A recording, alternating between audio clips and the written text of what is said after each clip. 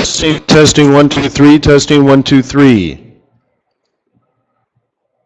1 2 3 4 5. Hey, good morning, everybody.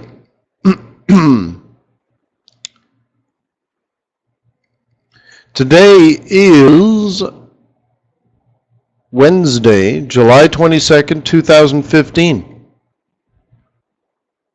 This is your daily Forex trading strategy session. My name is Wayne McDonell. I'm the Chief FX Market Strategist for TradersWay.com.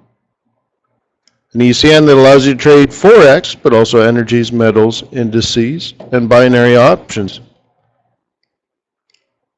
Now, all of them have been moving lately, which is just fantastic. Thank you for attending today's session at Forex.today.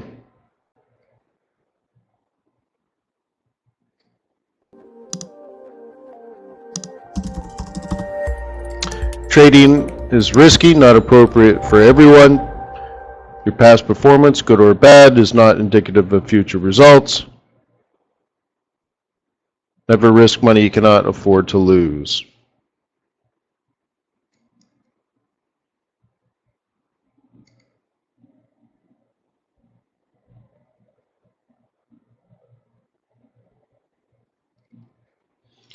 Okay, so let's just pick up where we left off from yesterday. Yesterday, just before New York Open, we had one of two trades. Sell at 109, sell at 109.50 or 60 area because of the midpoint cycle level and the weekly central pivot. How many people remember these two options?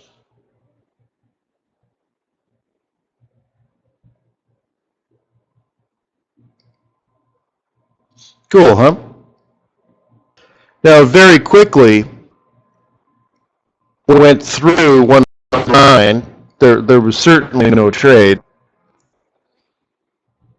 And it went all the way up to the weekly central. It did go through a bit and then came back down.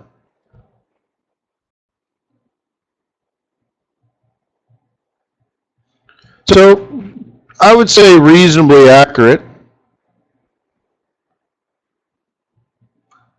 That's what we had drawn to predict the future.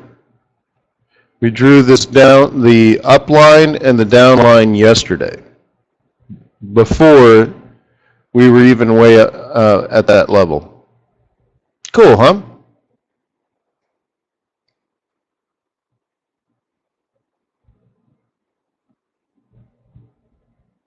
Stephen says it looks like possibly look like a flag. Well, we'll see, right? But we've tested the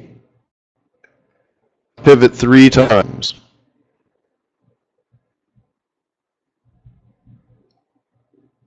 So now, since a flag would be a continuation pattern, Stephen might be looking at buying out of the 21. And that's fine if you're bullish. That gives you an up, a retracement, and perhaps a predictable extension. So if you're a bull, you could try to plan that out. Okay? Completely valid.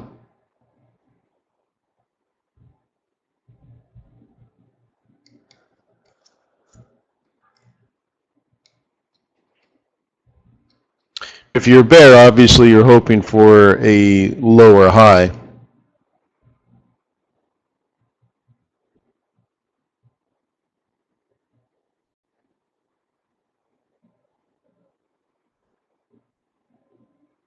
That's what you'd be hoping for as a bear.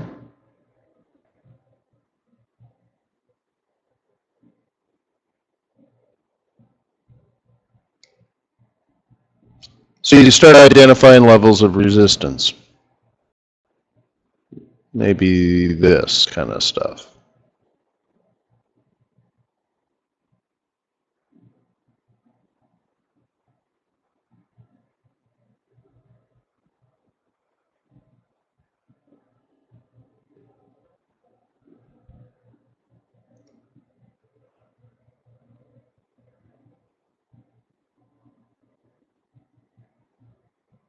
Warren says, doesn't look bearish at all, or so far.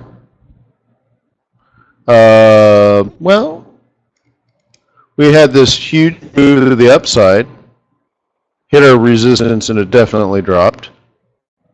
Tested the resistance again, made a lower low, tested the resistance again, and yet again made another low low.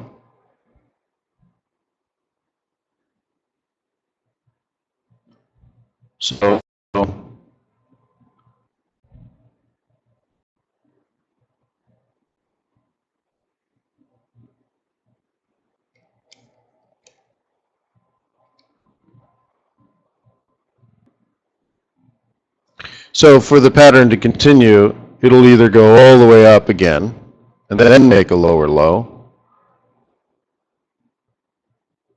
or it'll do it before that and make a lower low.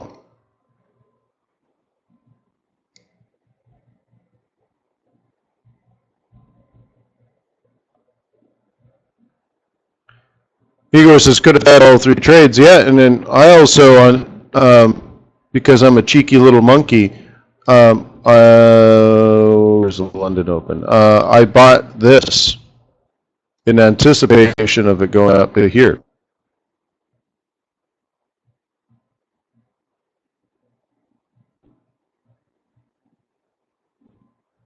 So you can even buy the up moves if you want.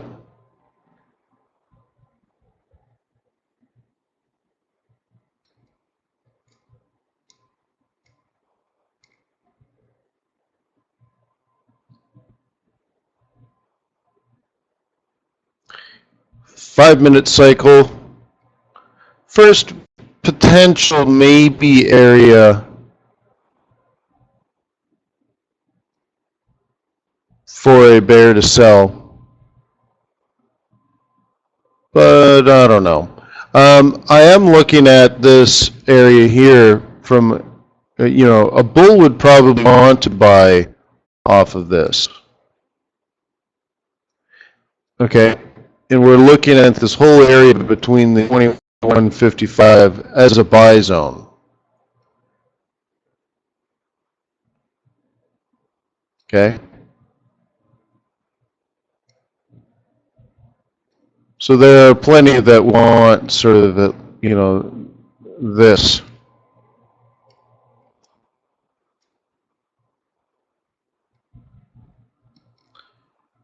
As a bull, I would want it to come down a little more, but someone might be playing it up here. Okay. Got to be careful. Now, the bearish point of view of this is fibbing it from on high, and I believe that's what we did yesterday to come up with N to begin with. I think the general plan was that.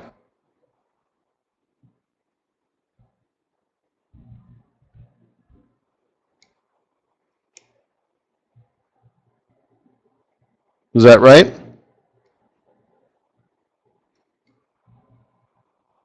Yeah. So just always, remind yourself where you stand in the whole process. You can easily get lost in the noise, right?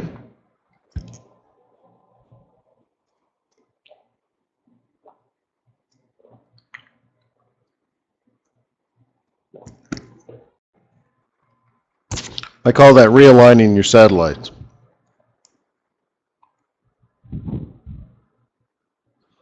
So I guess at this point, the ball is in the bullish court.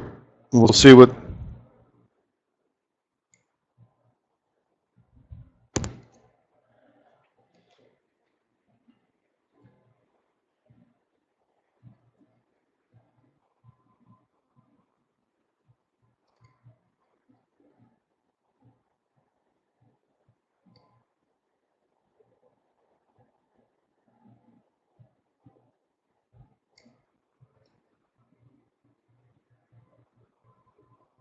You guys remember the pound yen trade? We set that up yesterday or even the day before. Oh,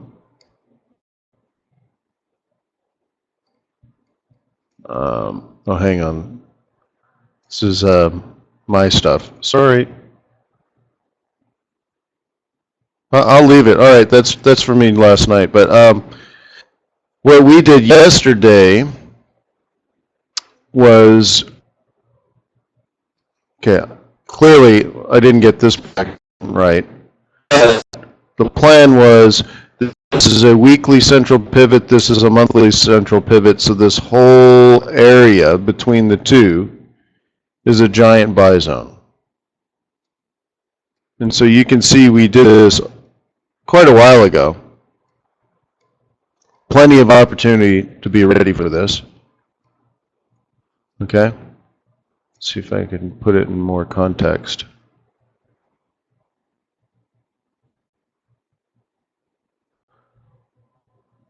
I think I can. Let me go to an hour. All right. Well, anyways, zoom back in. Beep, beep. Okay. Again, just nothing ridiculous. Just a cluster of a weekly and monthly central pivot point. The idea is it comes down and works its way up. Okay, so we got our first touch yesterday, about 2 hours before the London Open.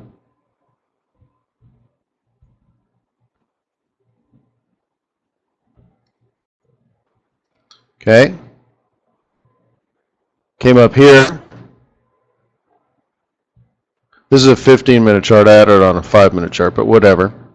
And we make a higher high. So what do you do?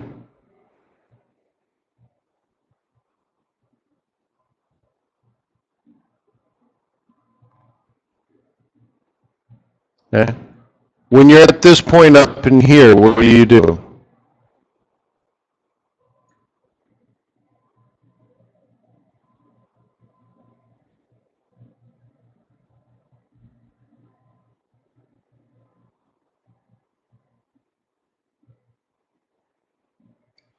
Wait for a pullback somewhere between the 382 and 618 Fibonacci retracement. Paying attention to things like the old roll reversal. Right? Do you feel like I'm making this up?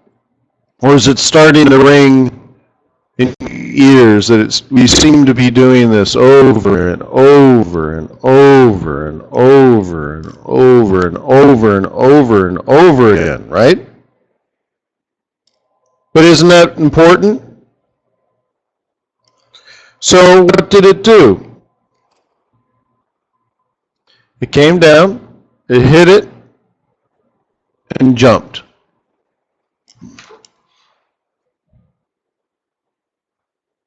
And you're like, Wayne, but that was only, 75 pips. I'm like, yeah, well, it is the late trade. It's the after the fact trade. You could have bought it down here on that one, right? But if you're going to be late and catch the second, sloppy seconds, certainly 50.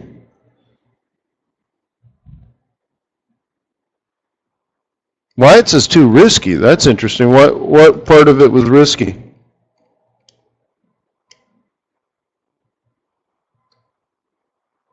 Just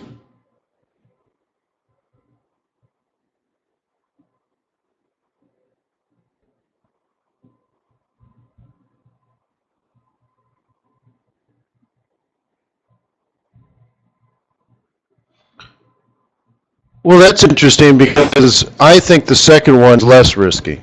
So that's why I ask. Right. because the repeatable pattern is, say, a breakout, retracement. Okay.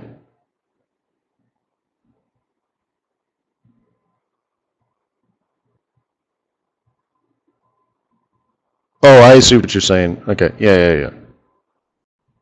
So you're saying this part's risky. Well, maybe. Maybe. I mean, it's relatively predictable, right? At least I hold the pivot points in great esteem. When they cluster like this, it's going to be important to more than one market participant,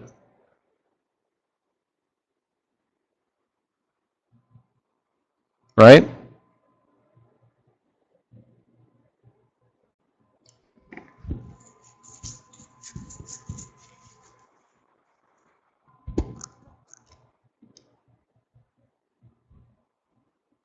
So, anyways, so that occurred. Now, I would have liked it to have gone higher, right? I mean, I would like for us to be up here. So it's a little disappointing, but it's something.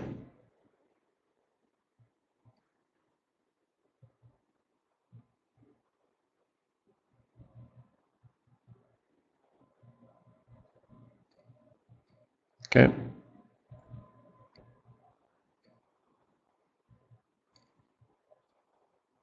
Did it, did it, did it, did. Do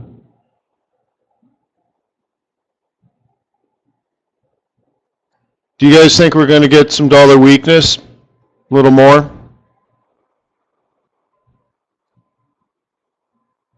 There's a lovely short on the dollar index. Lovely. Well, if we did get a dollar weakness, what would you want to do with it? Well, we have this coming up.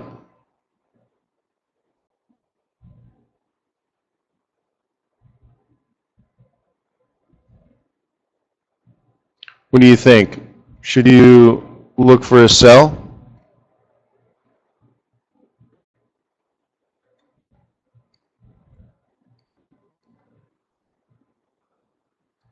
Just saying, 1, 2, 3, 4, 5, 6, all right, 8, 9, 10, 11, 12, 13. I guess you can count these, 14, 15. I mean, just look at how many times we've kicked off of that line. I mean, it's more than 20 times.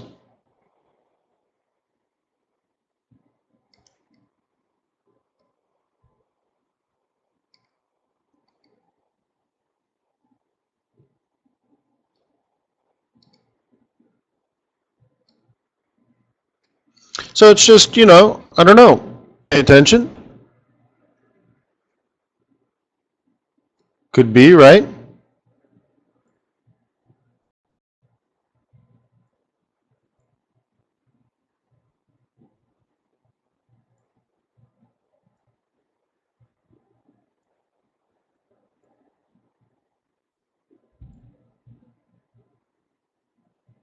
Maleficent. I was born to trade for you. Da, da, da, da, da. Da, da, da, da. Oh, oh, oh. Mm-hmm.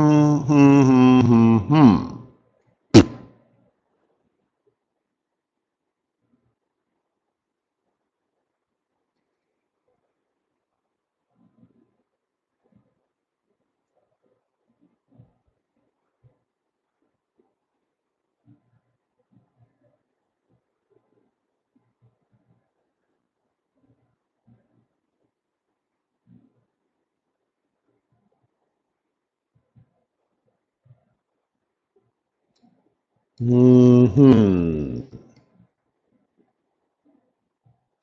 What do you want to do with this? Well,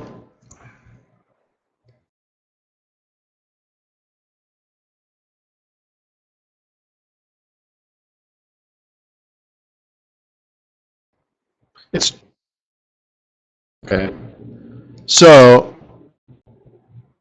yesterday's low, yesterday's high, previous high.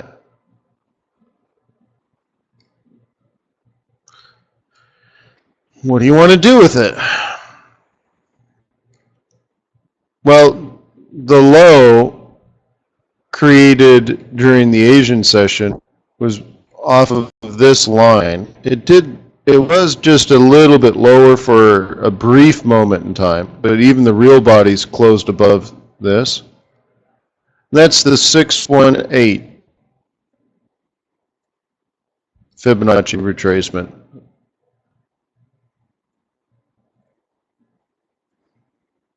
Somebody bought it, right? Do you think there were orders there?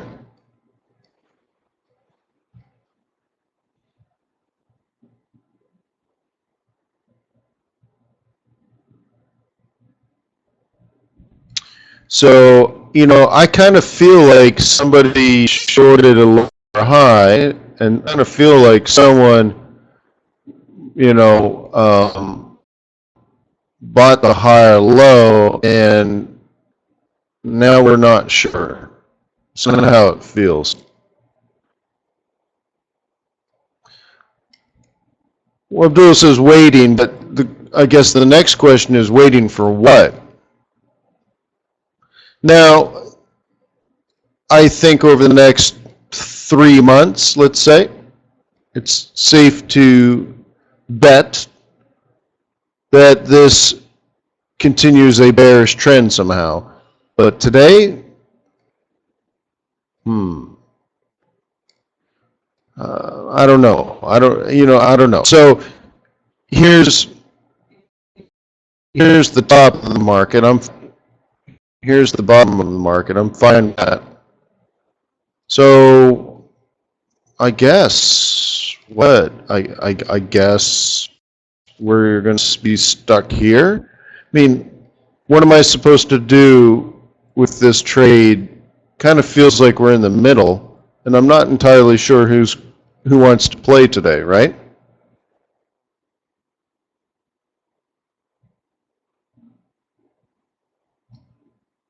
Right? I mean, I'd prefer to buy it low. I would prefer to sell it high. And yeah, and I would rather be a seller than a buyer. But do I have to do anything now?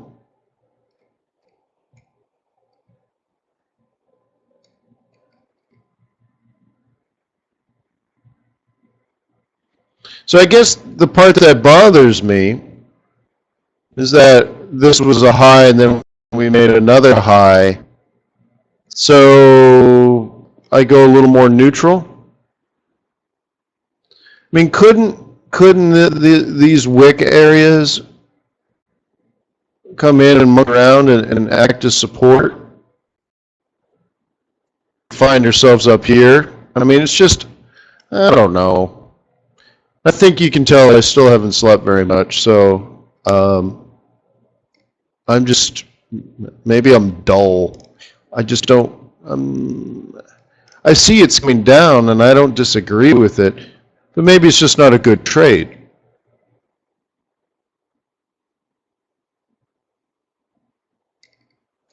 There is a psych level in there. So, I mean, I guess if you're a little monkey, you can get in there, right?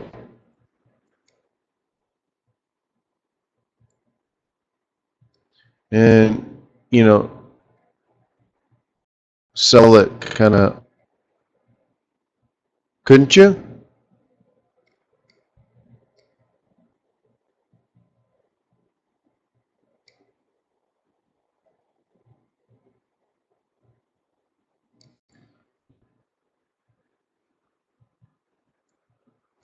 All you can live on it.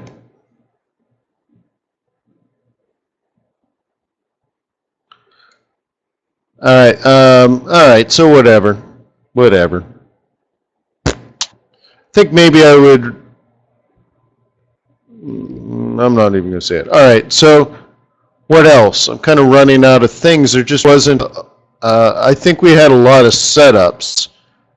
I'm sure every time I pull up a chart, we probably have a trade plan.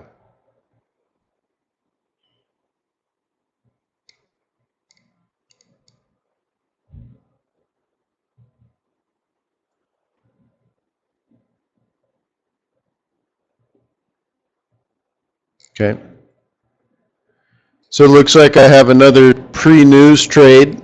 I was a busy beaver last night. So we had, right? We anticipated the British pound getting strong today, right?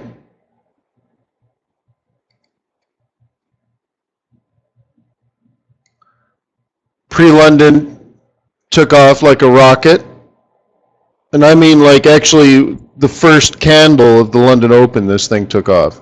And to me, that's it's pre-London. My favorite time of the day for trading is 90 minutes before the open. So, anyways, this is sort of this is the 90 minutes. So, anyways, right at 2 a.m., it just went up, and up, right? And I was on a different trade, so I didn't get this one. So WWWD, what do you do? The London market has opened.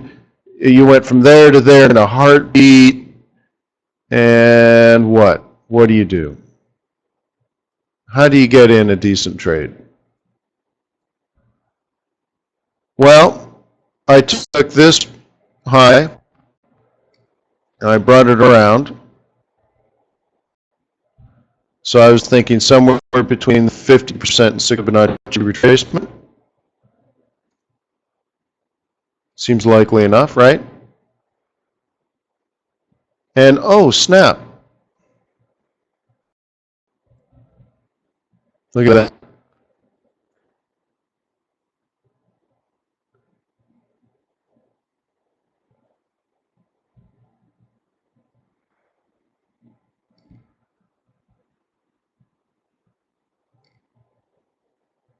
How does that make you feel emotionally?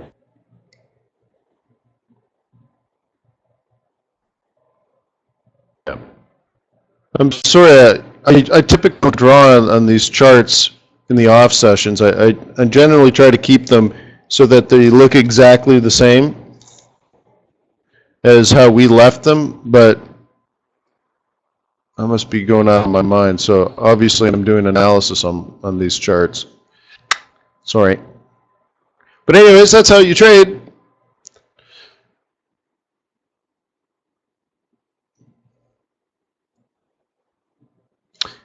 Seems like an underwhelmed market.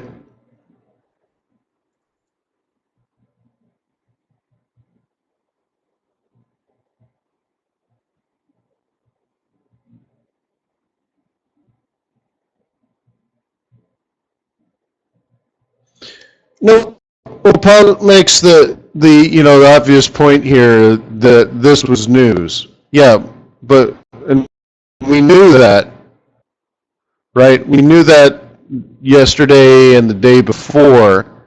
And what we had discussed is, I said, do you think Carney's going to say something to talk up the pound or talk down the pound? I asked this question on Monday. And everyone said, well, he's going to talk it up. I said, well, good. So you should probably buy the pound now and be at break even when the news comes up. So you might be in low, I mean, right? But it's Wednesday. The news is on Wednesday. So then even looking at price action on Wednesday at the market open, we knew it was still coming out, right? We still knew it was coming out. It's still the trade plan. And the market clearly took off, and this is the actual, you know, I'd call this the first move of the day. So the next one is wait for the retracement, buy it, and jam it. Let jam in, right? So the only way to make this trade is to be in it before the news happens, right? Hope you like jamming too. We're jamming, right? So anyways, I mean, we did go over all of this earlier, and now it's just so pretty. Carney hasn't quite delivered, so we didn't quite get the trade.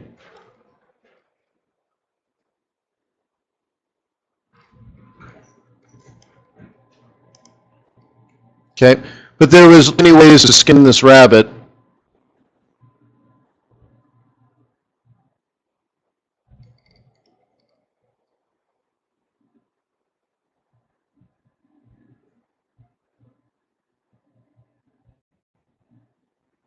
You know, I might have even drawn that gray zone for you guys as the area to look to buy it ahead of time. But anyways, whatever.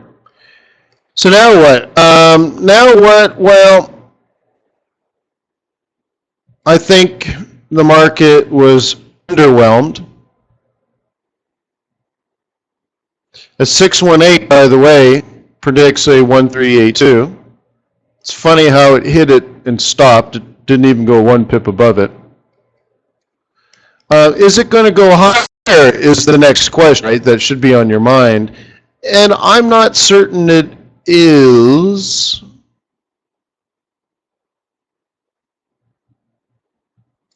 But you know, well, I'm just thinking it's kind of played out the obvious, and now it's less than obvious.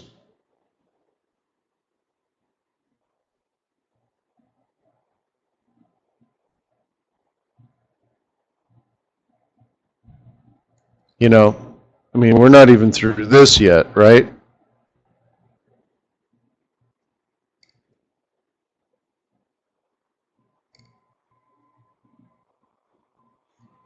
So, not drinking the Kool-Aid quite yet.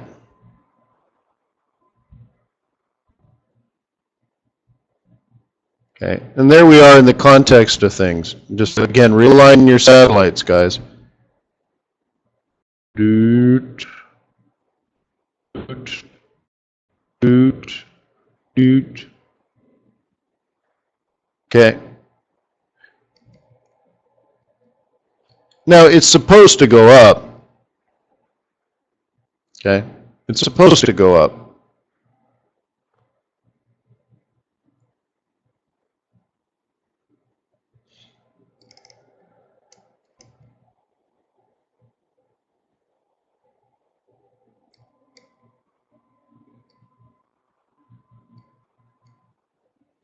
Sure, like the yen to get on board.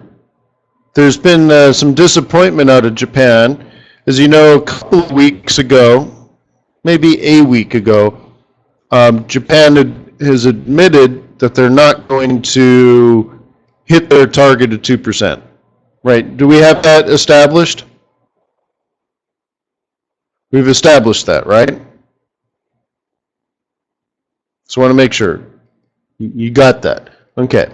So fundamentally, what would you expect to happen?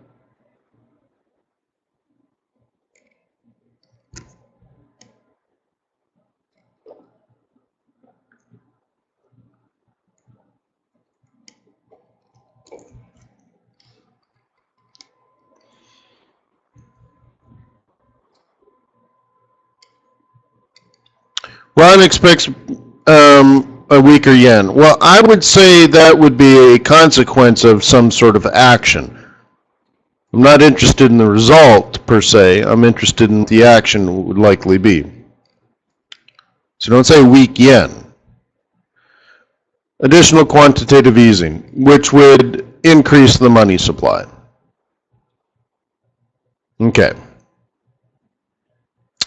But they told us last night or the night before, I don't know, again, I don't know what day it is. It's weird. I have no regular sleep pattern. I'm going out of my mind. But they said recently, and I don't know if it's Kuroda, I think it might have been, but in the last 24-ish hours, they said they're not going to do a damn thing about it. You know, that's, I guess, close enough for government work, right? Because if you're in a business and you realize you're not going to hit your goal,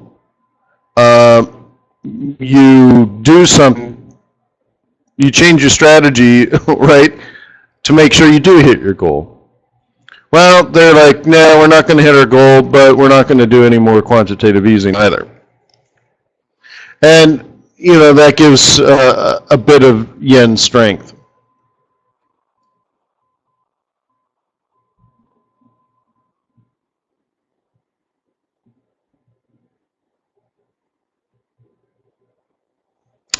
Well, the way to look at it, Stephen, is the yen has nothing to do with the stock market.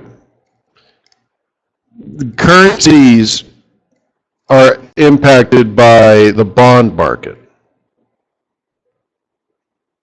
So if the Nikkei is crashing, the yen gets strong. Why? Well, people are getting out of the Nikkei. So if you're getting out of your stocks, right? If you're selling stocks, what are you buying? When you're taking your money out of the stock market, what do you tend to do with it? You buy some bonds. Okay, cool. So if foreigners are buying Japanese government bonds, what happens to the yen? The yen gets strong. Because they can't buy it with their local currency, so they're going to have to convert it to yen, which means they're buyers of yen, so that they can then trade the yen or use the yen to purchase the JGB. Right? So it's not stock misery, it's bond love.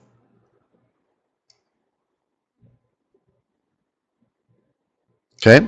Yeah, I mean, again, it's funny how I'm nitpicky on language, right? You're like, oh, well, Wayne, it's the same thing. Well, it's not the same thing. If it was the same thing, then you would have said what I said. So it is a bond market issue.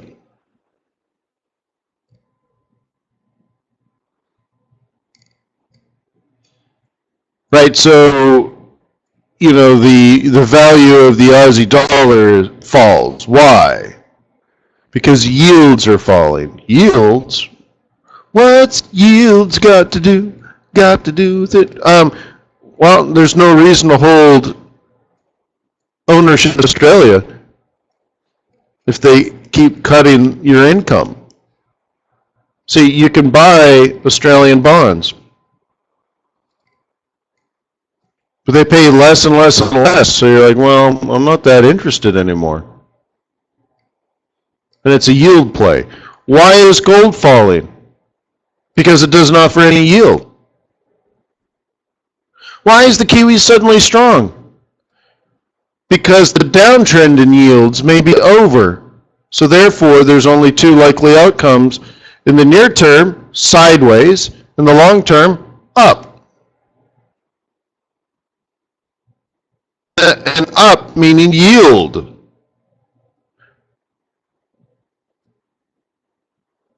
So yeah, it's all about yield, guys. It's all about yield and yield differentials. And I've had a few questions about the Big Mac index. I intrigued some people in purchasing power parity, and you know, let me think about how to do that properly. I was thinking we could do like a balance of payments type thing, and maybe some sort of interest rate analysis leading to purchasing power parity. But I don't want to just throw it together. So I don't know. Let me think about it. Steven says, isn't the Big Mac, well, okay, is the Big Mac index for really long-term direction? Well, you're not trying to, you wouldn't use a Big Mac index to say, I'm going to sell the Aussie dollar today. That doesn't make sense. But let me think of an example. So purchasing power parity tries to take a lot of things into account. And it tries to show, you know, if all things are equal, a commoditized product should cost the same everywhere. That's why they use a Big Mac index, right? I mean, should there be a tariff on Big Macs in a country? They're like, oh, well, you want to buy a Big Mac? We're gonna add 100% tax. I mean, it shouldn't be that way. Well, but we're trying to figure out if there is an inefficiency, is another way of looking at it, Stephen, then you know, maybe we can participate in the market and make some money by normalizing rates or something, right? But a Big Mac should be a Big Mac, should be a Big Mac, should be a Big Mac. And if there's a difference, a significant difference in price, then maybe there's an inefficiency in the market, meaning perhaps a currency is overvalued, or perhaps a currency is undervalued, or there's some sort of other inefficiency in the marketplace, like maybe government tariffs or something, right? So, to use a different example, you want to buy a car. Okay, here it is. All right. A Mexican citizen wants to buy a car. And it's a new car. It's a car available all around the world. Let's say it's a Volkswagen. So this Mexican citizen goes to this Volkswagen dealership in Tijuana. So finds a nice car. How much is this car? 250,000 pesos. I'm like, huh. Reasonable. He says, but I'm going to do some shopping. Okay. So he crosses the border, and he's in San Diego now. Goes to the San Diego Volkswagen dealership, and picks out the exact same car, says, how much is it? And the dealer says it's 25,000 US dollars. What should the exchange rate be for the dollar peso, the Mexican peso dollar?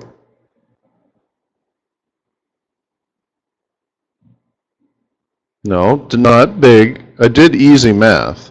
It's $250,000 in Tijuana. 2 miles away, it's 25,000 in San Diego.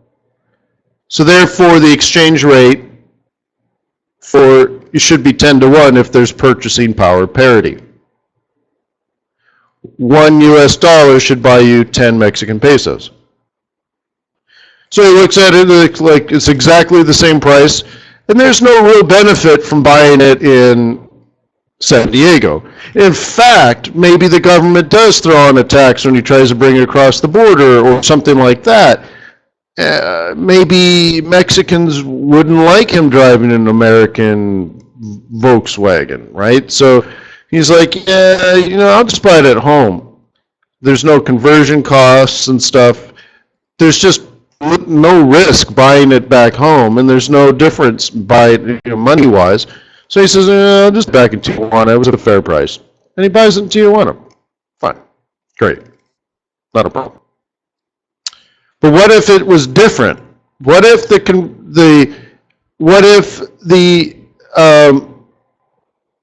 rate was 10 pesos per dollar, right? But there was a significant difference in price. What if it was, let's say 5,000 US dollars more expensive in Mexico, or $5,000 less expensive in Mexico?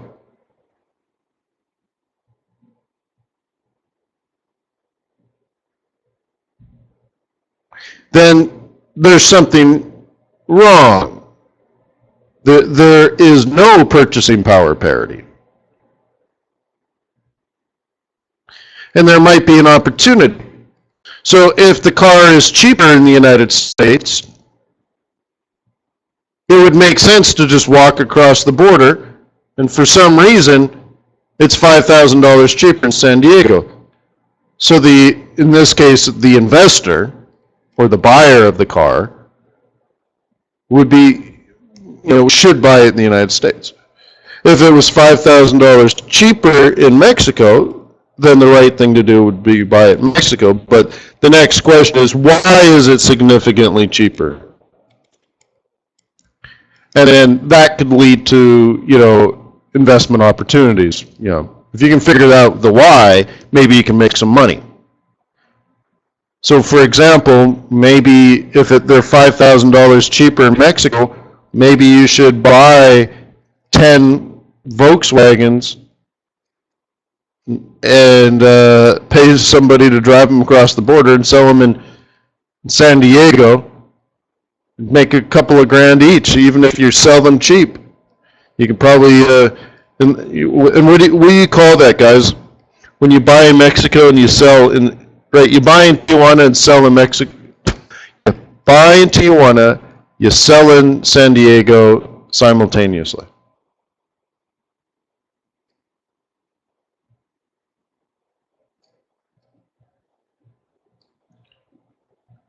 It's called arbitrage. Thank you. And that's essentially what we do. So think about it. Last night, I took US dollars and I used that as collateral to borrow Japanese yen, which then I exchanged for British pounds. How cool is that?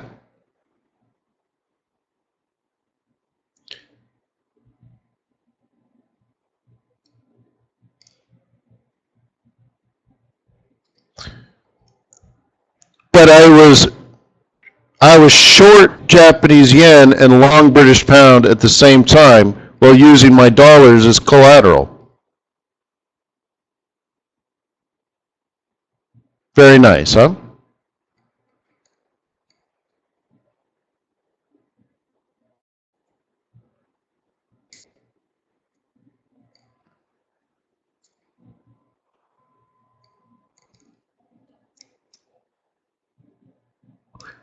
Okay, and that euro is working out nicely.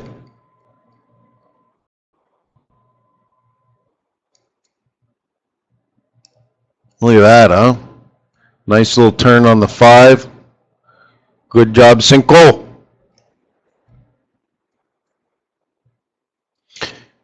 And we're moving along on our trade plan from yesterday. And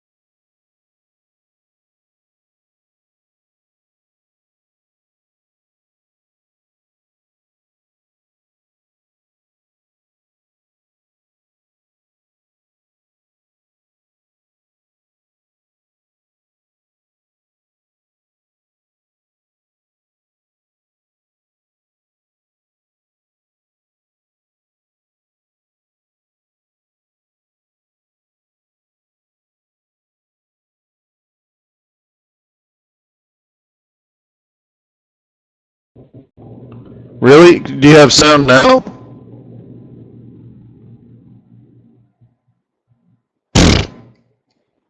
Wow, all right, I don't know where it went. So what I was saying is, our trade plan yesterday, even though it was all green candles, we talked about having a bias, and I asked, did your bias change? And everyone's like, no. So it's moving up. You don't have to sell it now. You don't have to buy it, but you don't have to sell it now. And so I'm quite certain we talked about not only did we want to sell it and sell it up here, but we would sell it at the London Open, which is really cool. So we'll see. We're in a cluster here.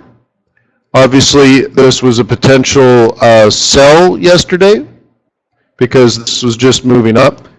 So it's for the same reasons, it could potentially be support. And we could come up, test this area here, and then the bear would assume it's going to come down. Okay?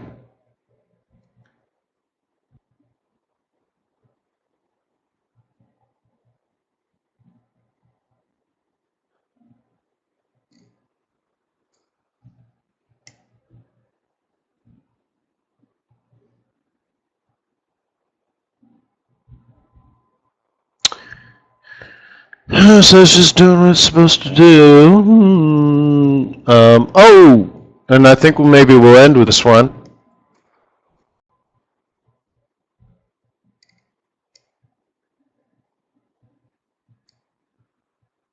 Look where we are.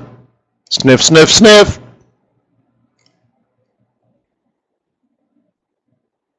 Sniff, sniff, sniff. Could be. And again, I'm not suggesting this will go down. What I'm suggesting is it's touched this area more than 20 times before on an hourly chart and seems to, in most scenarios, depress price from rising. So I think we could at least agree that it would be a really dumb place to buy. So it's your alpha now, your decision what to do with it. But I think that's an interesting area.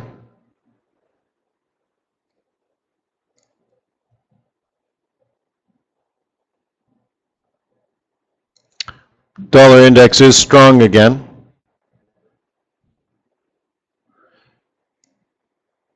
So I don't mind selling commodities, right?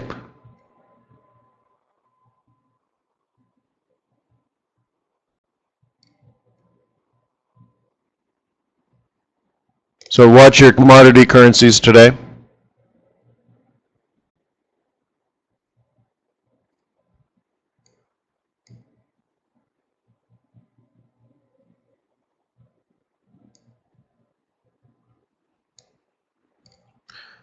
Magnificent. Ooh. Boy, that might have been something we did yesterday too. What a good session. I hope you left a like. Yeah. I'm pretty sure I did that yesterday too.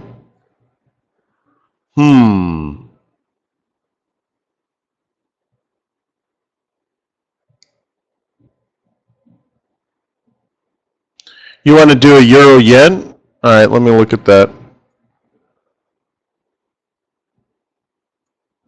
I just find it hard to trade things that are bearish. Like both of them are bearish, so I find that a difficult trade. You say, well, Wayne, it's falling. I'm like, yeah, well, still. Just very difficult to predict, I think, isn't it? No? At least I filter it that way. So a bull would buy it here.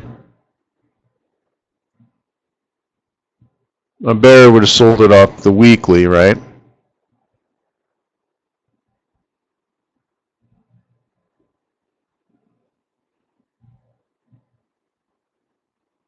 See, like, I don't know. See, I find it tricky. Maybe I'm just talking myself into it because I wouldn't trade this pair, but M2 predicts M4, but we've certainly held at the weekly, which predicts what? S2. So which one is it going to be? Well, I don't know. Right? Maybe because they're weak. So this predicts this, and this predicts that, and I don't know which one to do.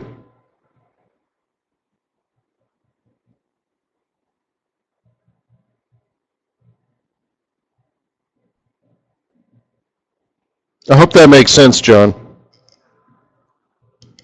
Remember, I start everything fundamentally before I do any technicals. So now I look at my technicals, and to me that makes sense. Like it's not clear what it wants to do. So how would I know what it would want to do, right? So let me take another example. Okay, low, high. So what do you want to do?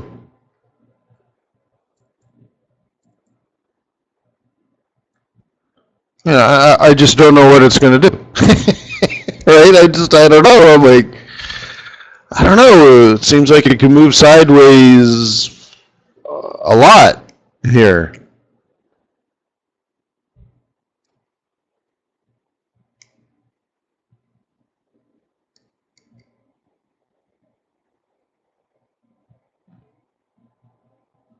Oh, Rana, how do I? Okay, sorry. And that's a good. Thank you for bringing it up because I'm nitpicky on language with you guys, and so now you're right. I said this predicts this and that predicts that. All right, you're right. That's not the proper way of explaining things. So thank you, Rana.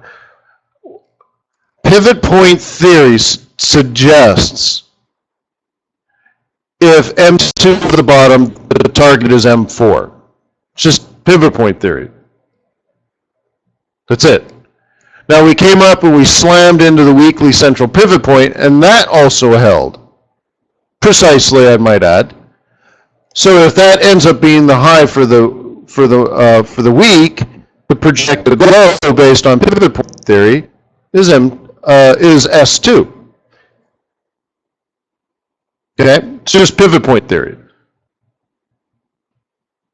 And I'm not sure which one to believe, but then I look at this and I'm euro yen, and I think they're both generally weak. So I don't know what the trend is. We've made a lower high and a higher low on an inside week, and I just don't know. Let me say it once again a different way. I like to trade when I think the pips are going to jump into the canoe. Right? That's the best time to go fishing, right? When the fish are jumping into the canoe. And this just looks like muddy, swampy waters, right? With stinky bottom feeding pips. If you're lucky to even get one, right?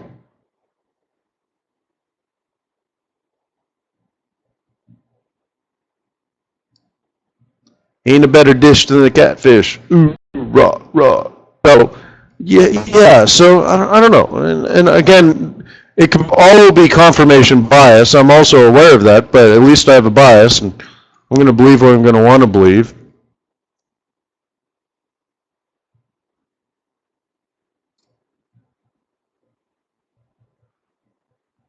So, yeah.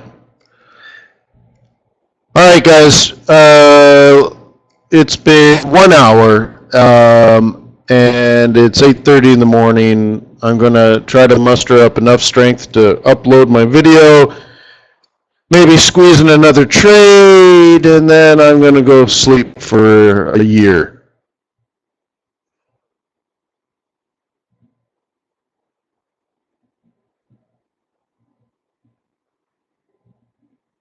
Well, right on, Pete.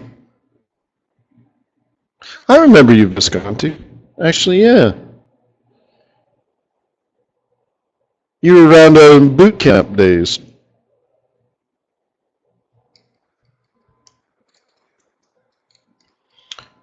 So anyways, yeah, again, I hope you feel like I'm manning up for you and not wimping out. I guess it all comes down to a point of view. But I barely had a voice today. My eyes are burning and watering, and but I'm going to try to squeeze in a couple more trades. Yeah, but they've been there. But again, you can't go to your charts looking for a trade because you'll always be late, right? So some things have set up, so I think I'm just going to really tee some up for later. So thank you for being a client to TradersWay. Thank you for coming to today's event. The recording will be available on forex.today. It'll also be made available at youtube.com/c/TradersWay. Would you please leave a comment and a like? I'd really appreciate that.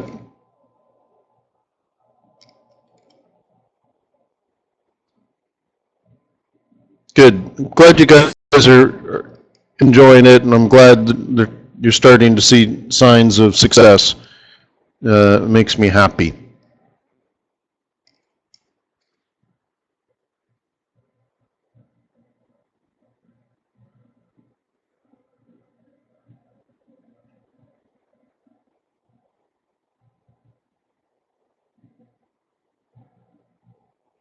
FX Bootcamp is no longer a amateur education site. It's a professional education site. So the videos now are going to be hosted at forex.today. But Bootcamp is for those that have learned to find, starting to be profitable. And then it's now focused on advanced training, like how to be a fund manager. There's college level courses on macroeconomics, and we'll do some portfolio analysis and fundraising type stuff. And then I also give traders $100,000 in real money to trade with, because I think it's required if you're going to be a professional trader. You should have at least 2 years of successful track record trading other people's money before you could possibly even sit down with an investor and say, see, look what I can do for you. So that's what Bootcamp is now. So there's no public sort of there's no video on how to trade a 5-day cross, although I think there's 2,000 videos on YouTube. 2,000? That's all? Only 2,000? So that's out there. So I make myself available here every day to help. So just ask. If there's anything I can do for you, if there's anything that you'd like to know more about, if there's some refining that needs to be done as far as taking you as a diamond in the rough and polish you up, just let me know and I'll do my best to deliver that for you. Because you're my boss, I care about you, and I'm just a humble currency trader. So peace on earth, may the pips be with you, may your profits be above average, and I'll see you again tomorrow, I hope.